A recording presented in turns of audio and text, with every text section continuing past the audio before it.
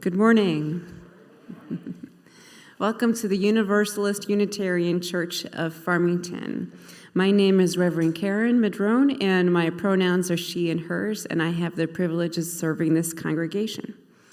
In today's service, we will learn from the Jewish teachings of forgiveness, the key practice, along with fasting, of Yom Kippur, which begins tonight and goes through tomorrow evening.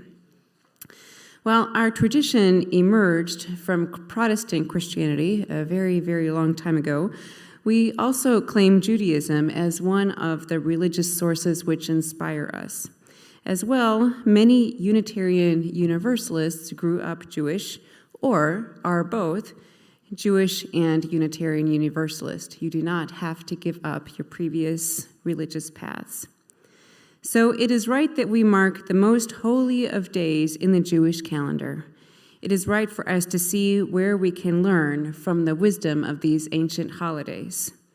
The 10-day period between Rosh Hashanah and Yom Kippur are the most important in the year for Jews. These days are often referred to as the days of awe. That's because these are the days meant to be introspective personally, with great honesty. Each of us is awesome in the power we have to do both good or bad. On Rosh Hashanah, we look at the past year and our deeds. How have we stacked up? An ongoing theme during the days of awe is that God will write the names in God's book of who will live and who will die, who will be blessed with good fortune and who will not. We are encouraged to identify how we have fallen short so that we can do something to improve our chances in being written in the book of life, if that is your belief. This can be done through acts of repentance, prayer, and good deeds or charity. Through the days of awe, Jews seek forgiveness from those they have harmed, and the last day is the fast of Yom Kippur, where there's seeking forgiveness from any ways we have offended God before the book of life is closed for the year. Indeed, these days are awesome. Given this context, I share these chalice-lighting words from the Reverend Joanna Lubkin, who is a UU minister and who is also Jewish. She writes, "We light this chalice in honor of Yom Kippur, the Jewish Day of Atonement. May its flame call us to search our souls, sifting through the past year to see where we may have missed the mark. May its light guide us toward the courageous and open-hearted apology, toward repair of relationships in our lives. May its heat warm our hearts to offer forgiveness to those who have wronged us, allowing us to release the chains of grudge and blame that have bound us to them. And may its strength help us take the actions that are within our power to make this next year more just, more loving, and more peaceful for our communities and for all of humanity."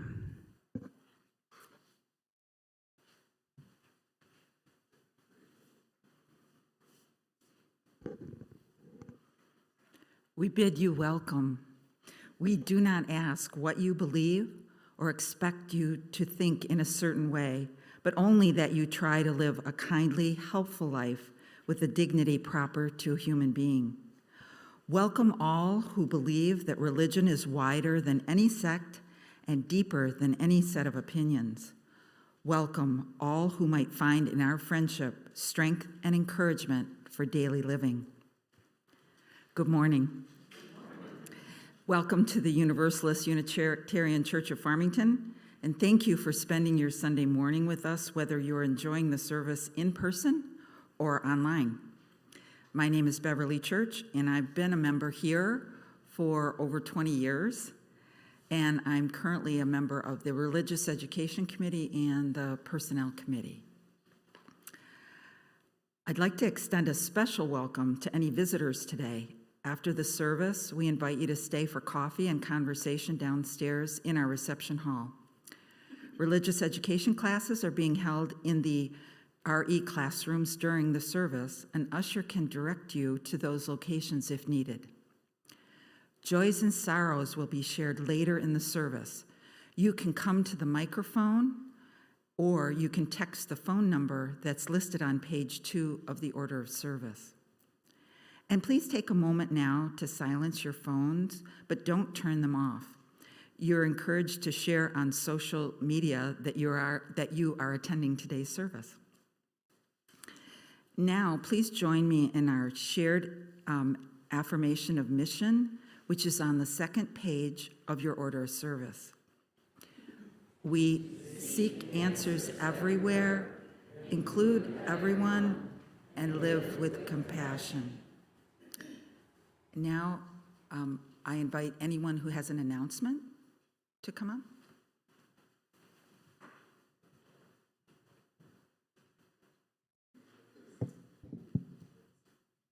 Oops.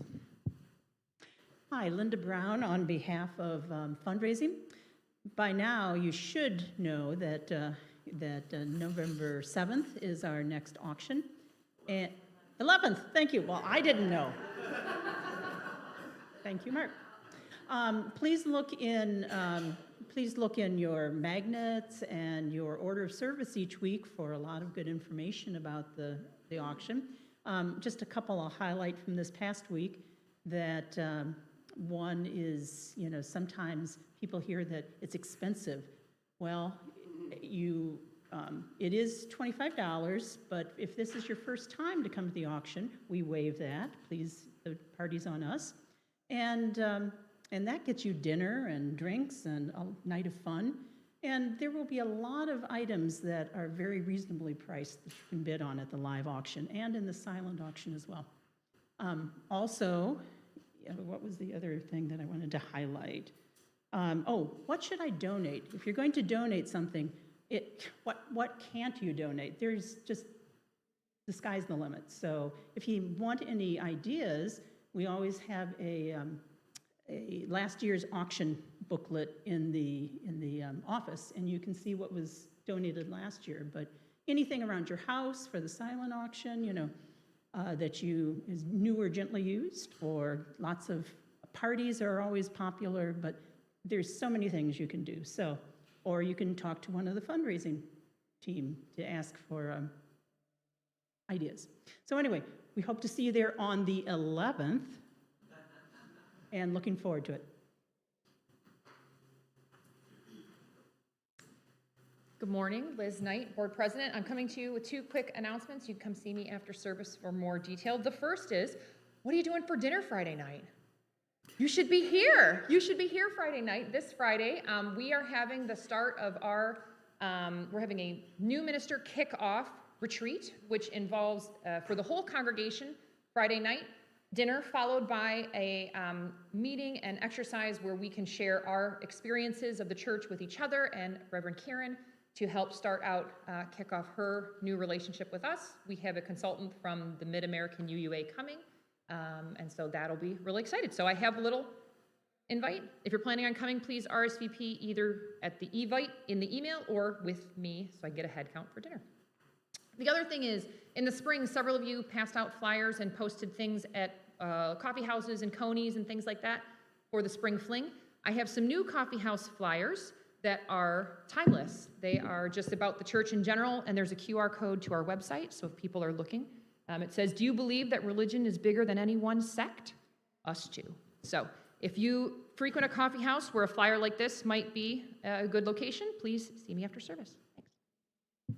Thanks. What time's dinner? Dinner is at 6, and the whole thing runs until roughly 9 o'clock, so the meeting will start at 6:45. Thank you, Bud. Good question.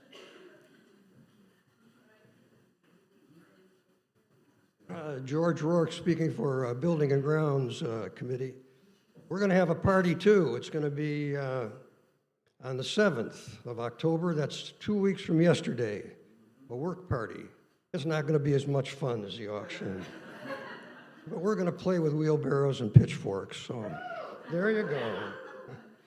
The primary thing we're going to do is move mulch from the parking lot over to the playground, but we will be doing some work on the gutters and in the trail and stuff like that. So from 9 o'clock till noon, 2 weeks from yesterday, hope to see you there. If you need any more information, see me downstairs at coffee hour.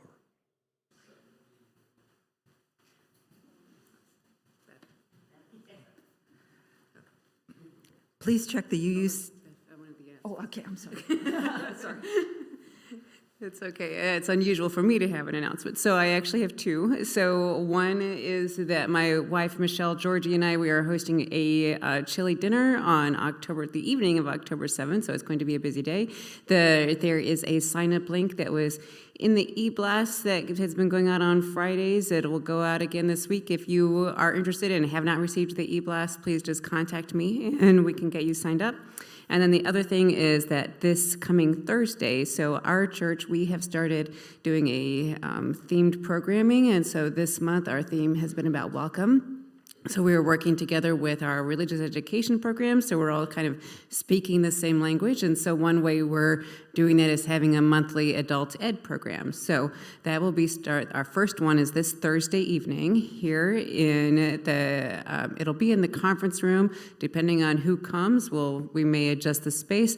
And you do not have to come in person. We just got a brand new device that helps us so that if you would prefer to stay home, you can do that so that we can have a hybrid dialogue. So we're going to be using the book, The Art of Gathering. I referenced this book a couple of weeks ago. You absolutely do not have to have read the book. I'm just letting you know that this is the framework. So thank you. What time? It's at 7. Thank you. 7 this Thursday night.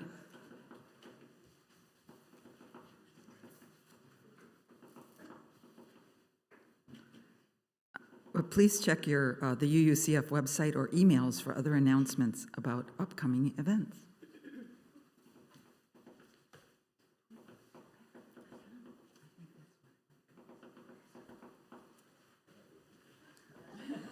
Sounds like we have a woodpecker visiting us this morning. So this is what happens when your church is in the woods. So just try to be present where you can, and this is how life is. So towards that end, I would ask you to join me in a moment of gathering all your energy, your physical space here, getting yourself comfortable in your chair wherever you are, putting your feet on the floor if that's comfortable for you, however that feels in your body. Taking a deep breath in.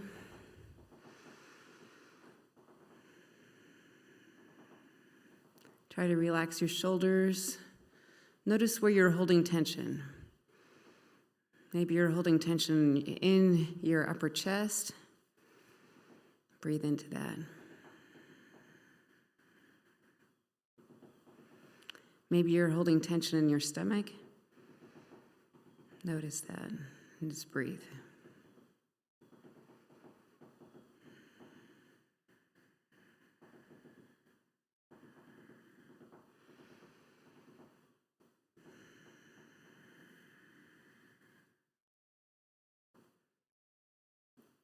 Please join me in the spirit of meditation and prayer. We have returned again to the time of atonement, the time to look back over our lives this past year and face the realities of when we have fallen short of the aims that we have set for ourselves. We have the opportunity, if we choose to take it, to hold ourselves to a standard that calls us to heed our faith's principles in the life we live every day.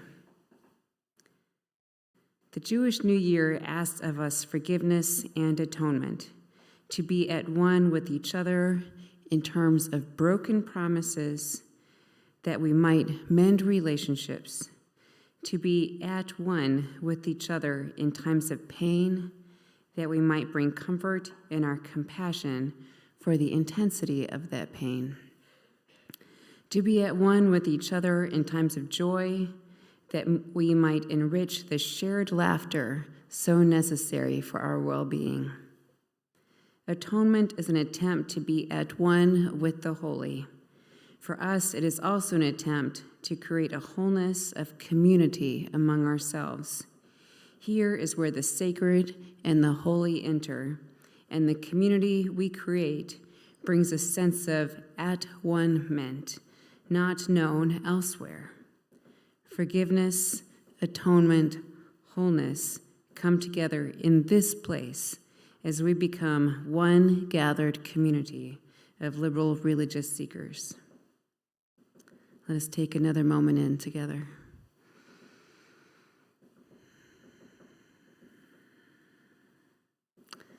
Let us rejoice and be thankful that we are together again. In that togetherness, let us hold one more breath in and let it go. And yes, we notice the knocking of the woodpecker.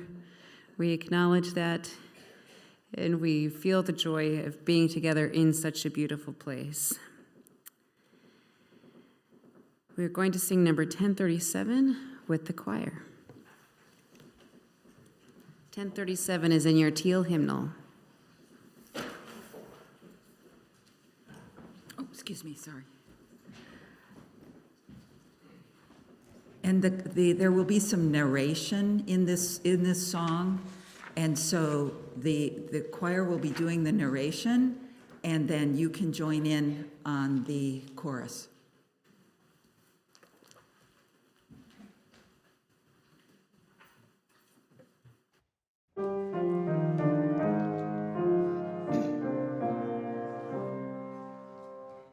For remaining silent when a single voice would have made a difference. We forgive ourselves and each other. We begin again in love. For each time that our fears have made us rigid and inaccessible. We forgive ourselves and each other. We begin again in love. For each time we have struck out in anger without just cause. We forgive ourselves and each other. We begin again in love. For each time that our greed has blinded us to the needs of others. We forgive ourselves and each other. We begin again in love. For the selfishness that set us apart and alone. We forgive ourselves and each other. We begin again in love.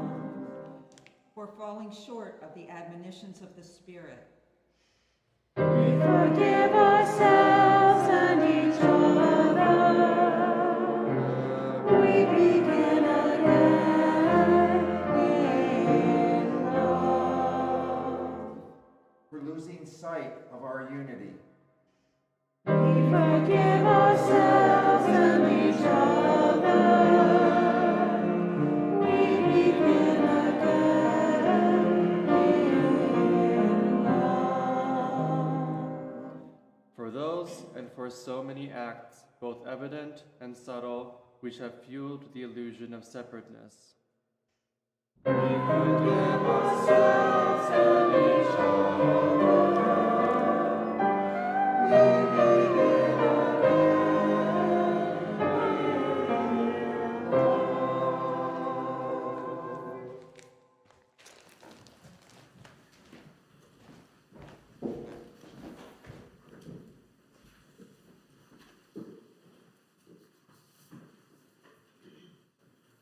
Our reading today is from Johann Christoph Arnold.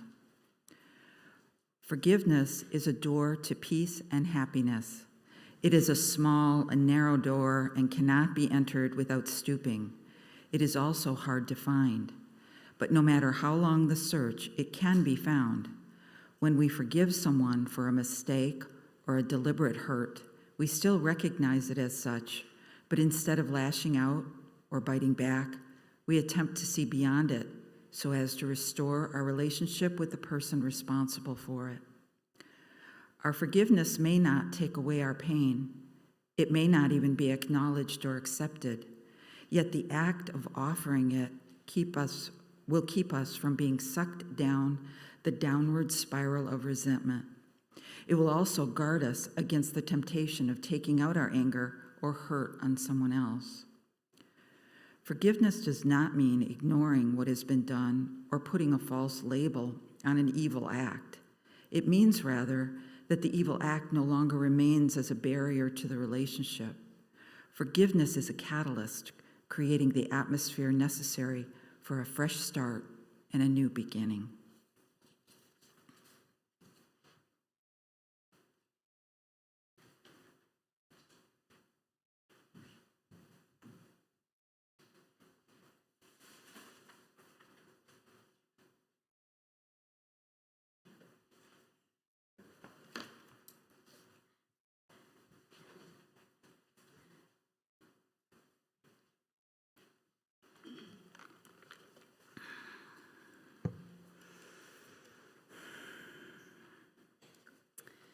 As a person who grew up Christian, Protestant, both, grew up Independent Baptist, then Methodist, then like in independent Christian churches, I had absolutely no exposure to Judaism at all until I went to seminary.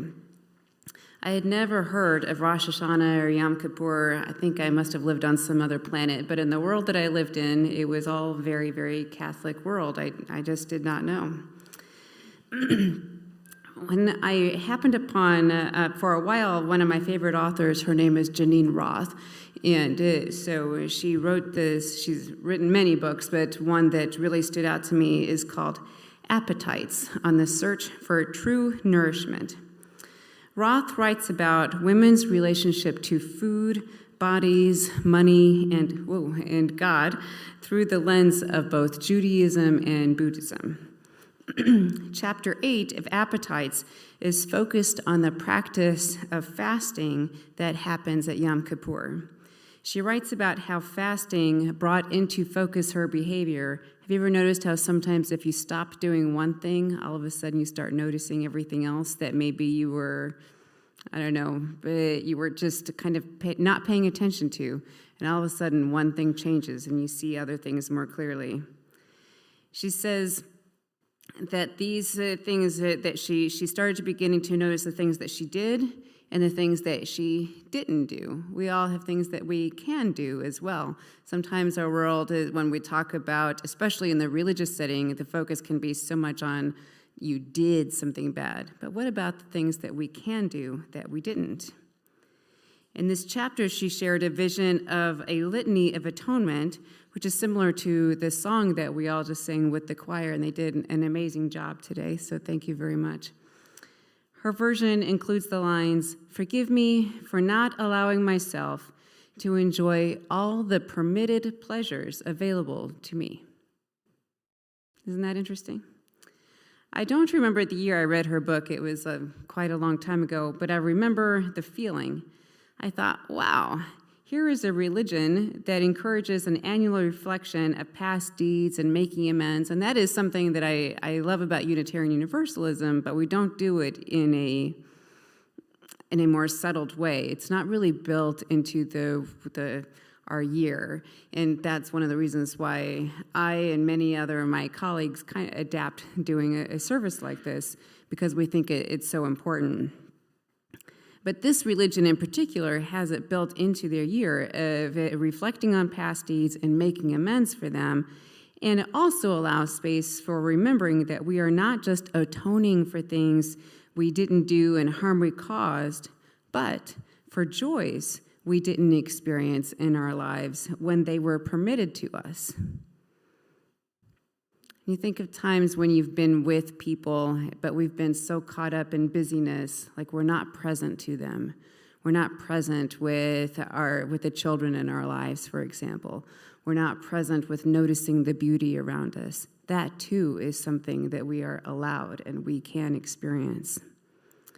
That idea stayed with me, and so then now I revisit this litany of atonement every year just on my own, and I try to introduce it to others as this is a way to, not as a way of being in judgment or you're bad, but how can we think about who we want to be in the world. My first fall in New York City, where I went to seminary, I had the opportunity to guest preach at a church in the Hudson Valley around this same time period. In doing research for that worship service, I learned that the days between Rosh Hashanah and Yom Kippur are referred to as the days of awe. I, being a non-Jewish person, I interpreted the word awe in the way people like me, non-Jews, understand it. So that's one of the reasons I left the title as it is, because people can project onto that word whatever they come with, and then they learn what it actually is. In my ignorance, I thought it was really nice to have a time built into the liturgical calendar that is about experiencing awe and wonder, which is still a good thing, but that's not really how it's meant. As I continued to research for that service, and as a result of taking a chaplaincy unit at the Jewish Theological Seminary in Manhattan, I gained a deeper appreciation for what awe means in that context. In my research, I stumbled upon a book called, get this, I love this title, "This is Real and You Are Completely Unprepared: The Days of Awe as a Journey of Transformation." Have you ever had that feeling? You are completely unprepared. This is by Alan Liu, a rabbi who also practiced Buddhism. In this book, Liu guides readers through the practice of self-reflection through the lens of the Jewish liturgical calendar. So he has this whole program set up leading to this day. The Days of Awe is a time of spiritual cleansing, if you will, of repenting, making amends, and determining to do better in the new year. It is not simply a change in the calendar like many of us treat January 1st, but if done right, in the words of a cantor I met on my minister formation journey, it brings you into dark places in your heart and soul and gets real about what is important to you and how you are going to bring those things into focus in the future. So we think of awe and people think, oh, this is amazing, but it can also be kind of a dark place to go to what have I done? What could I have done better? So it's not always the easiest thing to do, but it can bring us to where we want to be. The Days of Awe emphasize that you don't get to the dancing on the other side of the celebration. And yes, at the end of the Yom Kippur service, there is joy and clapping and singing. You don't get to that place without being willing to do some deep inner work and make amends. Like in our lives, you can feel the difference. You can imagine this is the space we're getting to, and there will be celebration, and yet there is work to get there. Judaism teaches that God cannot forgive something that you have done to someone else. You have to go to that person, apologize, and be willing to be in right relationship with them in new ways. In the Christian context, many mystics refer to the dark night of the soul, a time when they questioned things in their life, their spirituality. They sometimes went through physical pain and sometimes had visions. I wonder if some of you can think of people that maybe you've had a time in your life when you had experienced a dark night of the soul where things that you thought were true. Sometimes that is the biggest dark night of the soul, something that you were convinced of something that was absolute truth, and now that has changed, and you've had to rethink that. Sometimes it can affect us physically. For many mystics, they didn't exactly have a choice about going through the darkness. So many stories, so many of our hero mythologies are about something came to you and you had to do it whether you wanted to or not.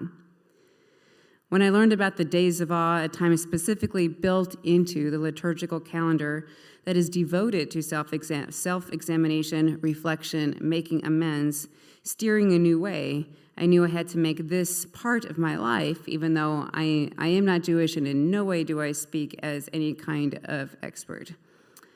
I make this yearly evaluation part of my spiritual practice repertoire. There are lots of things that any of us can do all year long, and I think it is a good thing for congregations to do as well, and entire systems, sometimes countries.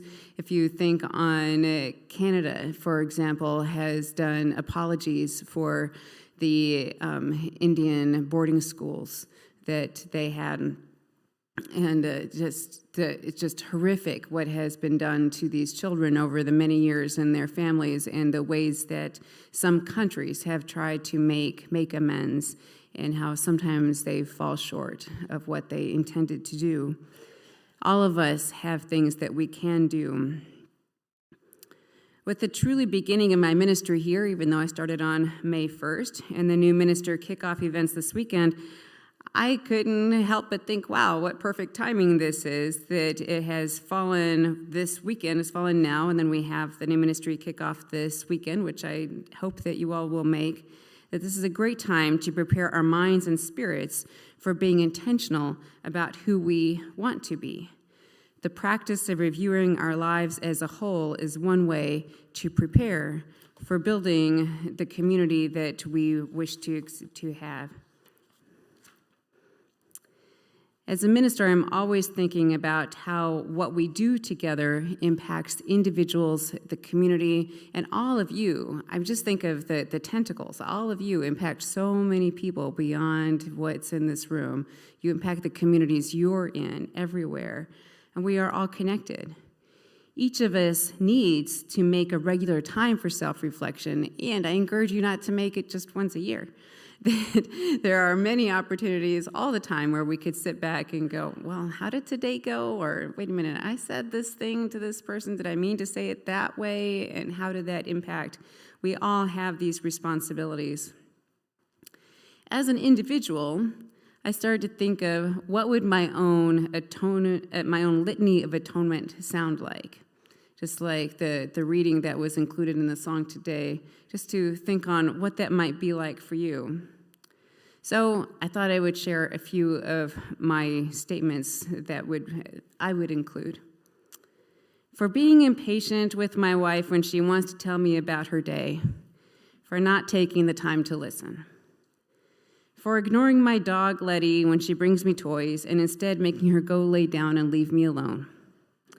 I begin again, ask forgiveness, and strive to be more present, more joyful in the future. For not calling friends and family when I miss them. And I also know that they're thinking of me, but instead I let my own insecurities and my own worries take over. Why in the heck am I insecure about calling people who are actually my friends? Why is it we create these stories about that when we miss them and they miss us? For not reaching out to colleagues when I know they are having a hard time. For not sending thank you cards to former mentors and supervisors when the idea comes to me to thank them, but instead every day I live with the guilt of not doing what I know I should do to maintain and strengthen our connections. I keep thinking on one mentor I had in particular, I'm like, I need to send her an email. Why am I not doing that? That is one thing that I definitely want to improve on. I begin again, ask forgiveness, and strive to be more present in the future. For myself, my own litany of atonement again, here at this congregation, UUCF, for sometimes, many times, being in a hurry, for not always being as kind as I could be, for not paying attention, for not asking better, more thoughtful questions, for not appreciating this unique community, while I mourn the loss of other places that I have lived. I've lived in, I think, 8 or 9 different states. Those sadnesses are always available.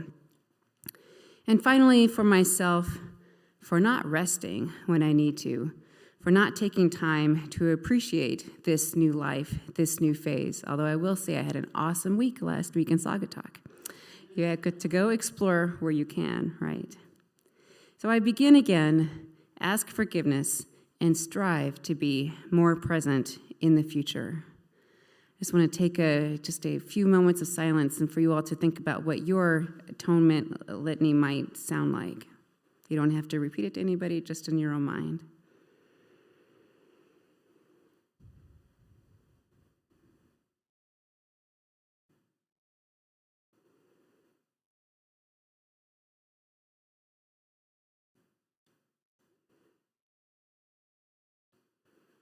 Thank you. I will clearly be spending more time contemplating each of these sections and thinking about how I can do better in the future. It isn't enough to say I am going to be more patient. I have to build time into my spiritual practices for meditation and prayer, for journaling, crafting, reducing the time I spend zoning out and binge watching something on Netflix, for example. When changes need to be made to make space for something positive, other parts of our lives that our time or energy drains also need to change as well so that we can build the space internally for who we want to be. I encourage you to think about areas of your own life that you notice you aren't living up to your values and expectations of your own self.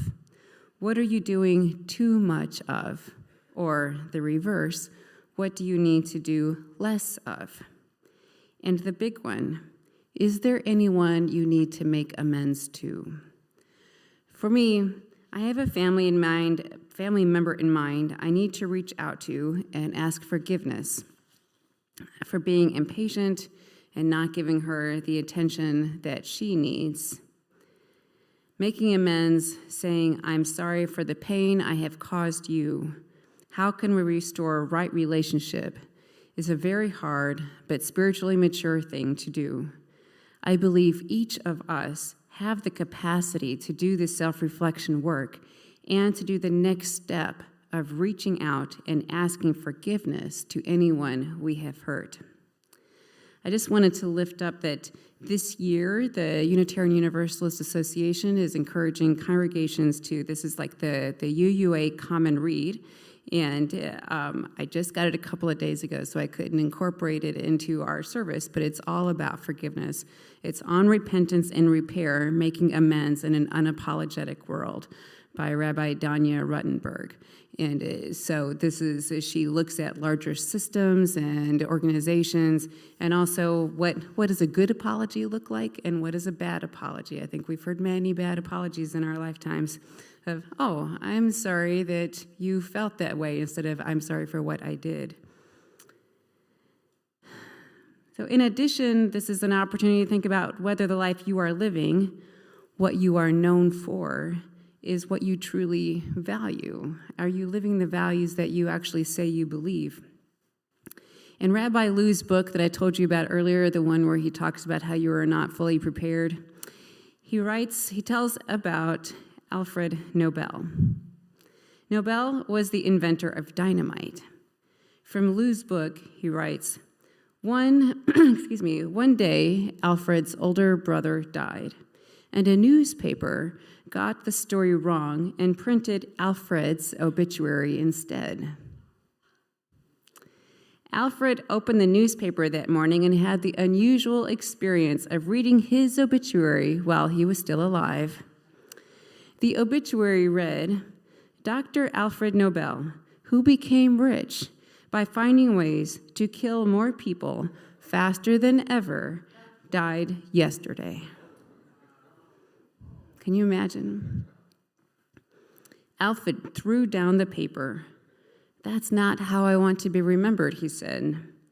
That's not what's important to me, he said.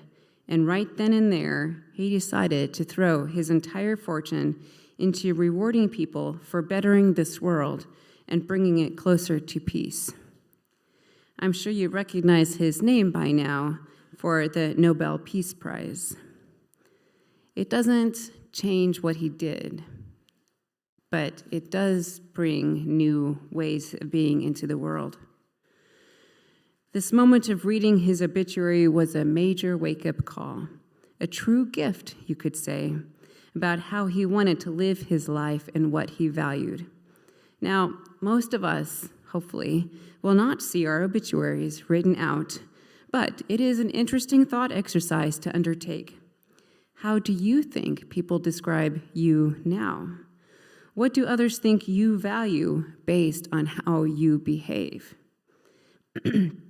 Consider the days of awe, which are actually almost over, a time to do some soul searching about how you want to be remembered and make changes accordingly. In Judaism, the days of awe are also when, in addition to self-assessment, God assesses Jews, depending on how they lived in the previous year. Their name is written in the book of life, and on Yom Kippur, the book is sealed. Most of us don't believe that our names are going to be written in a book or that we are being judged by a higher power. But we do value our relationships within our community, not just this one, but all the communities that we are all part of. And we value what this faith community can do together when we are especially in right relationship. Perhaps there is a need to notice your own behavior and think about how it impacts others. If there is anyone in this community present or not present today for whatever reason, if there is anyone in this community you need to make amends with, I encourage you to do that. Our seventh principle is about honoring the web of all existence of which we are a part. Usually when people say that, they are only talking about the woods or the woodpecker, for example. I tend to think of it also in terms of our community and how each of us impacts the others at all times. What we do affects everyone here and far, far beyond. Each of our words affect each other as individuals and the larger congregational system. Even if no one ever came back to you and said that impacted me in some way, know that it did. Now, I want to take in a deep breath here. And feel that energy. And I want you to notice that this service has had a different, a heavier tone than some of our usual ones. And I get that. Your body may be feeling a little tense. You may be holding in your breath. I encourage you to notice these things and pay attention to them, how it feels to hear the words, how it feels to feel it in your body, and just notice. A lot of times we humans, we rush to fixing. Like I noticed that probably a building and grounds person was wanting to go out and fix the woodpecker. So we work on being here where we are and just notice, and we just keep noticing.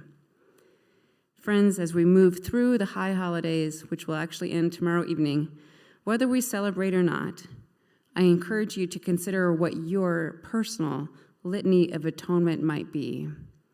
What have you done? What have you not done?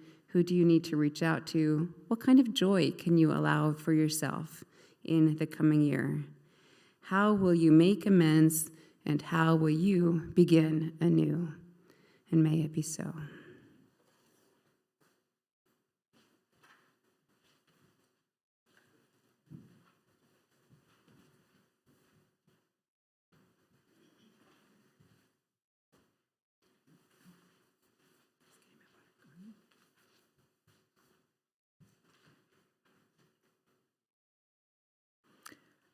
A perfect heart is one that has known love and loss, joy and sorrow. The perfect heart is one that has been shared. As joys and sorrows of our community are shared, please direct your energy, prayers, and meditations as a gift of compassion and strength. And if you have one to share, you may come up to the microphone here, or let us know if you'd like a handheld microphone brought to you by raising your hand.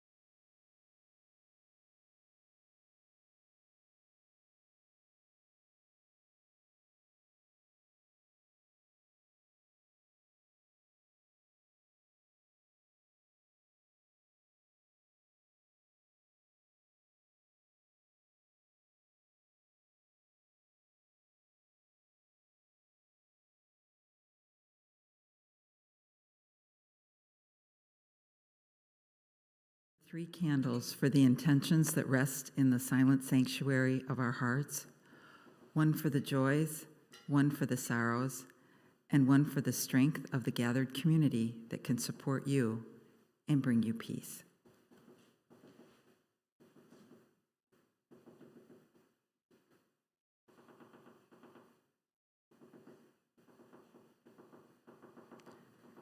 It sounds like the woodpecker has a joy or a sorrow to share as well.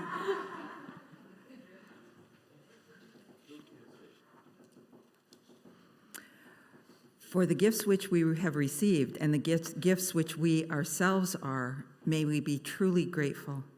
May we be committed to using these gifts to make a difference in the world, to increase love and justice, to decrease hatred and oppression, to expand beloved community, to share and to keep sharing as long as ever we can.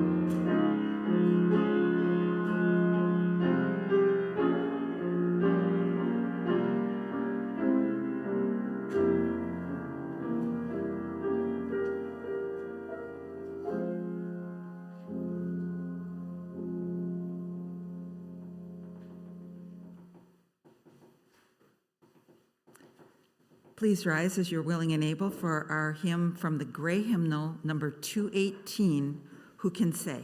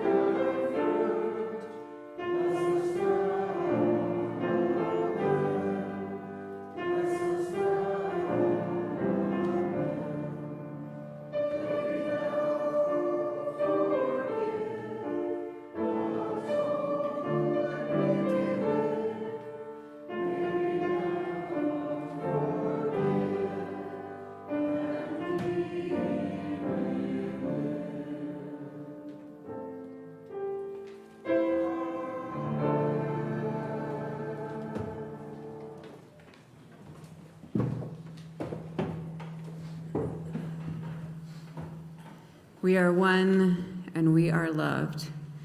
May we be forgiven and may we all forgive. May it be so.